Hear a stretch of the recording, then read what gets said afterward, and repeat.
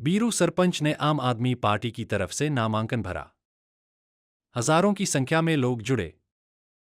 बीरू जिंदाबाद के नारे लगातार लग रहे थे। महिलाओं ने जमकर नारेबाजी की। गाड़ियों का लंबा काफिला बीरू का नामांकन भरने के लिए साथ में चला।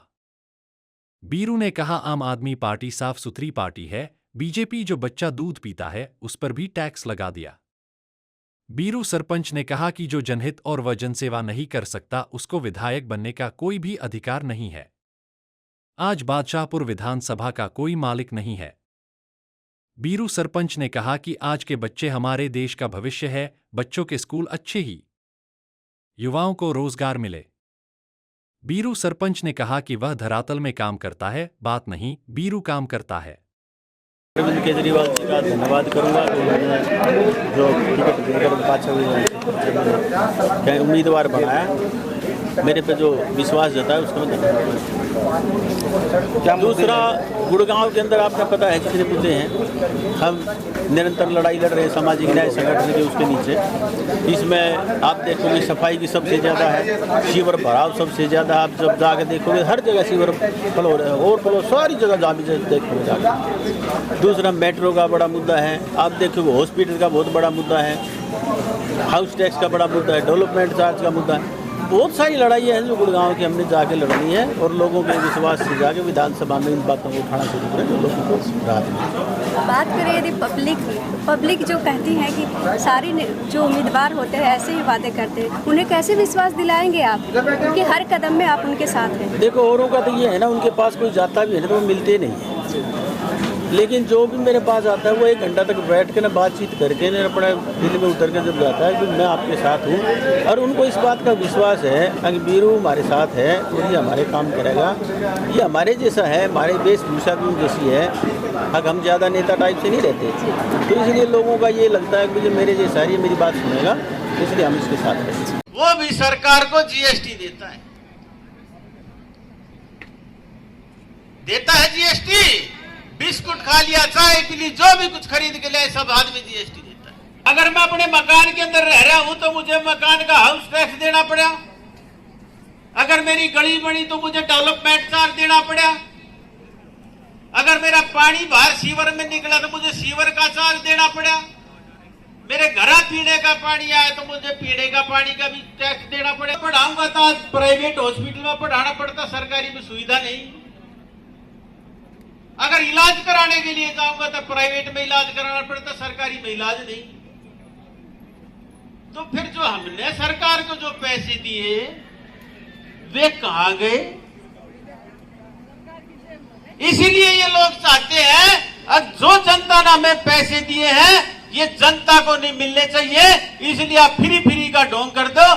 केजरीवाल इस चीज में ईमानदार है, जो जनता ने टैक्स दिया है उसको जनता को वापस लुटाने का काम कर रहा है। इसलिए बिजली फ्री देता है, पानी फ्री देता है, बस फ्री देता है, इसलिए ये पार्टी ईमानदार है, क्योंकि ये जनता के पैसे से चलती है सरकार। इसलिए मैं बोलता हूं मैं आम आदमी पार्टी में इसलिए आया हूं, अब मुझे इसका पसंद इस बात का है कि ये जनता के दिए हुए जो टैक्स है जनता के ऊपर खर्च करने का काम करती है। और हरियाणा के अंदर जब हमारी सरकार बनेगी, आपको दवाई मिलती है, डॉक्टर बड़े आराम से मिलता है, बैठ कर हर आदमी का इलाज मुफ्त होता है। लेकिन यहां ऐसा है नहीं है। यहां तो पता कैसा है, अगर किसी इंसान को बड़ी बीमारी हो जाए तो सरकारी में चला जाए तो जान नहीं बचा, प्राइवेट में चला जाए तो मकान नहीं बचा, इस तरह की व्यवस्था है। और सरकारी हॉस्पिटल के आम आदमी पार्टी है,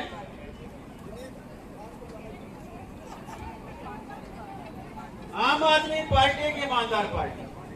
जब मेरी सुन लो कल, और इसकी ईमानदारी की बताऊंगा मैं कैसे ईमानदार, क्योंकि आप लोग सारे के सारे चुनाव के अंदर जब वोट मांगने के लिए जाओगे है किस तरीके से ईमानदार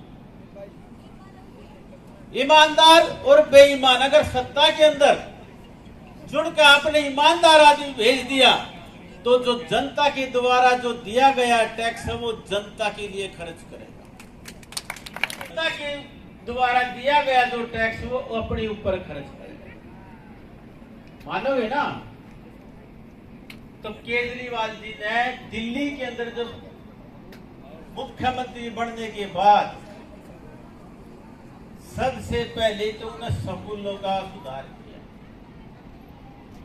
क्योंकि स्कूलों के ऐसी विधानसभा के क्षेत्र बादशाहपुर से हमारे बहुत ही प्रिय मित्र वीर सिंह जी राणा, जिनको आप प्यार से वीरू सरपंच बुलाते हो, आज अपनी बहनों और भाइयों के इकट्ठ को देख के ये लगता है आज नॉमिनेशन भरने जाना, आज पेपर भरने जाना है।